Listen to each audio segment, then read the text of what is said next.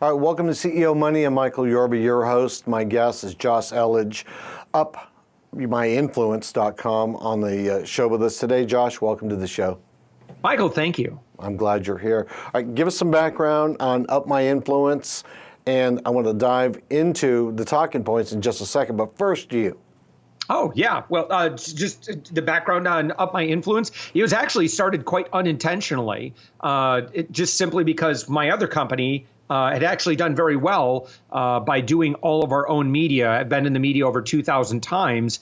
And you know, anytime I tried to hire a PR firm, it just didn't seem like they could replicate what I was able to do myself. And so I really just, with Savings Angel, our other company, we ended up doing over $6 million in revenue, been in the media over 2,000 times. So I just started serving pro bono in our local startup community. And people really responded well to my advice, and it was working for them. And so then they started wanting to hire me. And so I guess I reluctantly found myself in a position where, I became a consultant and then developed an agency. And now we're really a service platform where we're able to work with kind of early growth stage startups and even some very successful companies in helping them get way more authority, visibility, and influence in their space, and ultimately leading to a lot more revenue. Got it. I want to dive down into that. How do you increase customers and profits by becoming more visible and more credible and more of an authority in your field? Those are not easy hurdles to overcome if you're not familiar with how to do that. Sure. So most of us are getting as much exposure as we can through traditional marketing and advertising. The problem with that is it's very low trust when it comes to an audience. We don't really necessarily love advertisements or being advertised to. We certainly, it doesn't increase the trust factor. And so really the only way to do that is to build your authority. And the two ways that I've found to increase your authority faster than anything is that you do that through social proof. And so when your audience, investors, partners can see that you have a large audience, then that builds their trust level. The second area is your association. So if you're speaking on stages alongside other successful speakers with high authority, then what happens is that authority is then transferred onto you. So if you're interviewed on TV, and typically, that station interviews high authority experts, then now you're kind of part of that club. And so our aim is just to increase those opportunities for our clients over and over and over again. And then our clients' customers instantly have more respect for them. And so, again, it's about visibility, and it's about communicating your what we call indicators of authority online. Do you have a professional do you have a professional profile on LinkedIn, Twitter? Does your website look like? Does it communicate authority? Those are the things that we like to play with, and it really has a big impact. Where do you find the best media contacts, and how do you connect with them?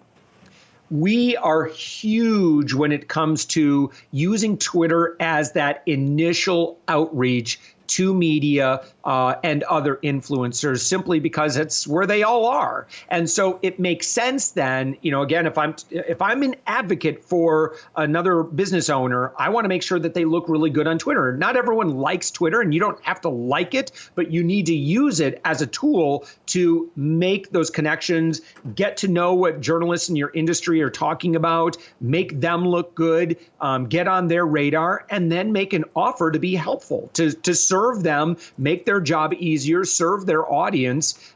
And if you lead with a mind for service, you're going to find that PR is actually going to come very, very easy to you. If you are just thinking, okay, I just want to get in front of their audience so I can sell my stuff, this is going to be very, very difficult. So believe it or not, a lot of the work that we have to do is just make sure that our client's mindset is right about this, because if they're willing to take their sales hat and set it on the shelf, they'll actually get everything they want. You just can't directly ask for it all the time.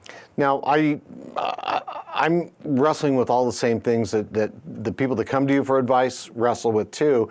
How do you drill down into Twitter and be able to find out what they really want? It's one thing to say, okay, I've seen it and I'll associate with you because I want to be next to your influencers, but it's another thing to find out what they really want from their viewing, their interaction experience when you're using Twitter. Are there any insights that you can bring out on the show today for that? Yeah. So, really big question obviously people get is, how do I connect with journalists? What do I say? Like, I don't want to come across as spammy. I'm afraid, they're going to just ignore me. So it's really, I'm going to boil it down to like 5 steps on Twitter. It's very, very easy. Great. Step 1 is just someone's going to need to do a little bit of research. So either you do that or you hire an assistant or you delegate it to somebody and say, hey, find me, 50 media contacts in my local market or within my industry. And then step 2, you put all those media contacts in a Twitter list. Now, the reason you do that is because if they're in your general feed of everybody you follow, it's going to be very difficult for you to keep up to date with what it is that they're communicating with. So step number 3 would be if you're looking at a curated list of, say, 50 contacts, then it's very easy to identify what those 50 contacts are saying, doing, what they care about, what they're writing about. And so you get familiar with the kind of content that they write and what they're looking for, or if they have requests. And step number 4 would be that you engage with them in a non-creepy way. You reply, you favorite, you like, you retweet.